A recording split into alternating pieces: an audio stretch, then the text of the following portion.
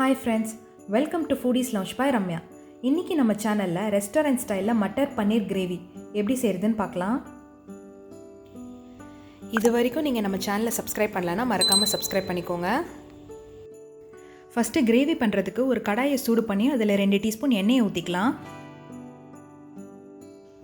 இப்போ இதில் 3 சின்ன துண்டு பட்டை, 3 கிராம்பு,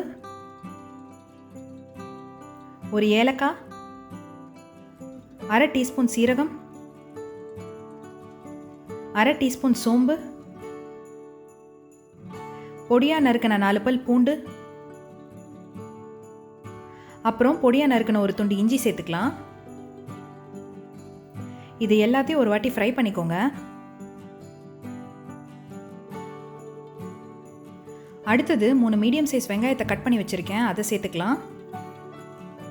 இப்போ இதையும் ஒரு வாட்டி நல்லா ஃப்ரை பண்ணிக்கோங்க.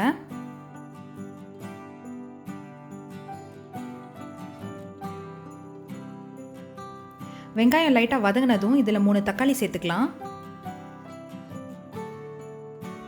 இப்போ இது எல்லாத்தையும் நல்லா வதக்கிக்கோங்க.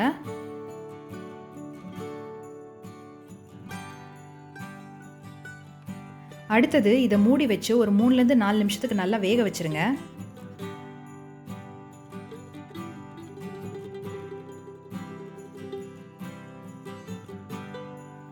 இப்போ பார்த்தீங்கன்னா நம்மளோட வெங்காயம் தக்காளி மசாலா நல்லா வெந்திருக்கு. இப்போ ஸ்டவ் ஆஃப் பண்ணிக்கோங்க. இதை நல்லா ஆற விட்டு ஒரு மிக்ஸி ஜாரில் சேர்த்து ஃபைன் பேஸ்ட்டாக அரைச்சிருங்க. இப்போ மறுபடியும் ஒரு கடாயை சூடு பண்ணி அதில் 2 டேபிள் ஸ்பூன் போல் வெண்ணெய் உருக்கிக்கலாம். ஒரு பிரியாணி இலை சேர்த்துக்கலாம். நம்ம அரைச்சி வச்சிருந்த மசாலா பேஸ்ட்டை சேர்த்துக்கலாம்.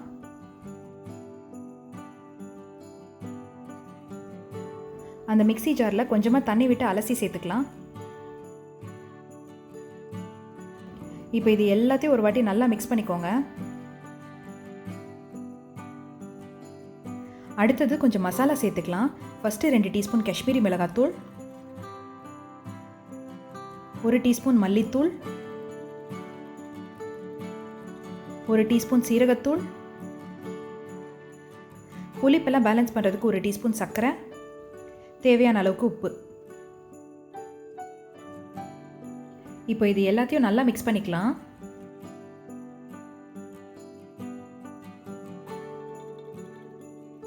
அடுத்தது 1 கப் வேக வச்ச பச்சை பட்டாணி சேர்த்துக்கலாம். இப்போ இதையும் இந்த கிரேவியோட நல்லா மிக்ஸ் பண்ணி விட்டுருங்க.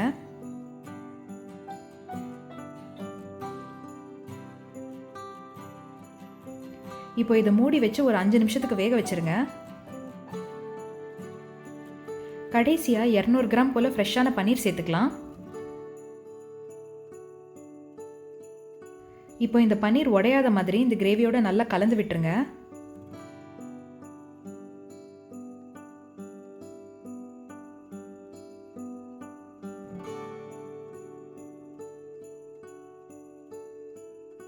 மறுபடியும் இதை மூடி வச்சு ஒரு 2லேருந்து 3 நிமிஷத்துக்கு வேக வச்சுருங்க.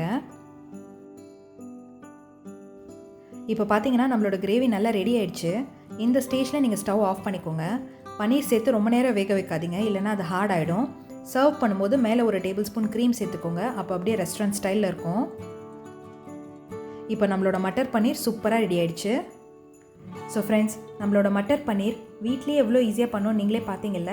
இதே மாதிரி இன்னும் நிறைய இன்ட்ரெஸ்டிங்கான ரெசிபிஸ் பார்க்க எங்கள் சேனலை லைக் பண்ணுங்கள், ஷேர் பண்ணுங்கள், சப்ஸ்கிரைப் பண்ணுங்கள். கூடவே இருக்கிற அந்த பெல் சிம்பிளையும் ப்ரெஸ் பண்ணிக்கோங்க. நான் இன்னொரு நல்ல ரெசிபியோட சீக்கிரமே உங்களை மீட் பண்ணுறேன். டாடா.